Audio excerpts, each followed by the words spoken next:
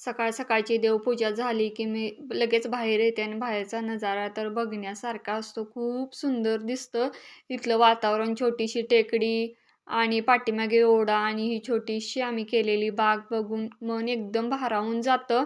एवढी झाडं आम्ही इतक्या कमी वेळेत कशी लावली हेच विचार करत असते आणि प्रत्येकजण येतं त्याचं कौतुकसुद्धा तोंड भरूनच करतं आणि असं करता करता माझा आजच्या दिवसातला पहिला चहासुद्धा उकळलेला आहे. चहा उकळला तसा ही आमटीसुद्धा उकळली आणि लगेचच मी छोट्या मुलाच्या डब्याची तयारीसुद्धा लागलीच मी करून घेत होते. जसं स्वयंपाक आणि नाश्ता एकदमच करते.